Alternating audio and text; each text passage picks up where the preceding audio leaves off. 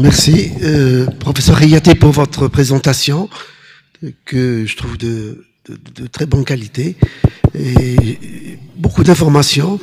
Et j'aurais juste une petite question, enfin une petite remarque et une question. Vous avez parlé, donc vous avez intitulé votre présentation, est-ce que la transition est une fatalité? C'est ça, avec un point d'interrogation. Moi, je peux formuler aussi un autre point d'interrogation. Est-ce que le pétrole et le gaz n'est pas la malédiction de notre pays, plutôt qu'une bénédiction? Est-ce que vous voyez ce que je veux dire? En fait, dans les années 60, dans les années 70, le pétrole était le bienvenu, parce qu'il nous ramenait un peu d'argent, etc. Donc on était fiers et on était contents. C'est vrai que dans l'ère Bouteflika, les 20 ans, c'est devenu une malédiction, parce qu'il a ouvert la voie au vol à tous les échelons. Donc, vous avez une ressource que vous n'avez pas produite, puisque c'est un don divin. Il faut savoir l'exploiter. C'est comme quelqu'un qui a un héritage. Alors, dans certaines familles, vous avez un héritage qui est bien géré, donc qui est productif, et vous avez dans certaines familles qui est gaspillé, et puis la personne qui a reçu cet argent-là le dilapide rapidement. Donc c'est à peu près la même chose.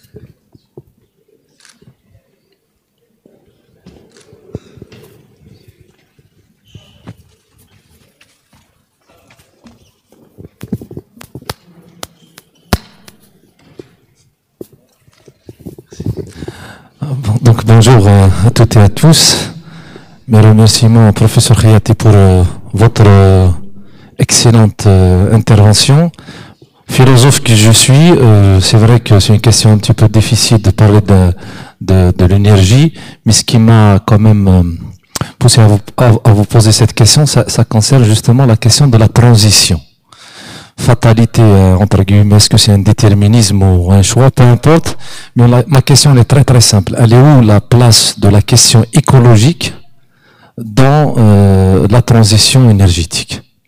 Peu importe qu'elle soit un choix adopté ou une fatalité imposée, mais effectivement, il est temps de poser la question, à mon avis, et de réfléchir sur cette question écologique. Et encore, merci, professeur Riaté. Je pense que la question a été, la transition énergétique est-elle une alternative ou une fatalité? Donc j'ai posé les deux problématiques. C'est vrai que le problème aujourd'hui de l'environnement se pose, est au cœur. C'est un problème qui est au cœur de toutes les politiques. Il n'y a qu'à voir les COP qui sont en train de se succéder, et chaque COP prend des mesures.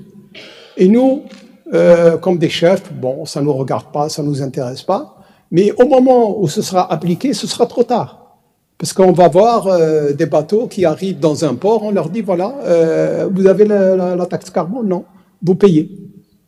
Et à ce moment-là, on commence à se poser des questions, ou à voir nos bateaux arraisonnés dans les ports, etc. Donc il ne faut pas rester jusqu'à la dernière minute pour réagir. Maintenant qu'on connaît que l'environnement est devenu la préoccupation de tous les pays développés, il faut absolument qu'on prenne également des mesures. Et c'est facile de le faire. Il y a un projet qui est très simple, de dire que l'Algérie fait 1200 à 1300 km d'est en ouest. Donc il suffit uniquement de planter uniquement des oliviers sur avec une profondeur de 10 à 15 km, et on deviendra le premier producteur au monde d'huile d'olive, et donc on va remplacer le pétrole, mais en même temps sur le plan écologique on sera les premiers. Donc des idées sont faciles à proposer, mais encore faudrait-il de trouver donc une écoute politique pour justement la concrétisation de ces idées-là. Merci. Nous tenons à remercier professeur Riaté. Professeur Riaté, restez avec nous. Donc nous appelons M. Rikiwa, le directeur du laboratoire Tamyiz, pour féliciter professeur Riaté pour son intervention et d'avoir accepté notre invitation de venir à Béjaïa. Merci.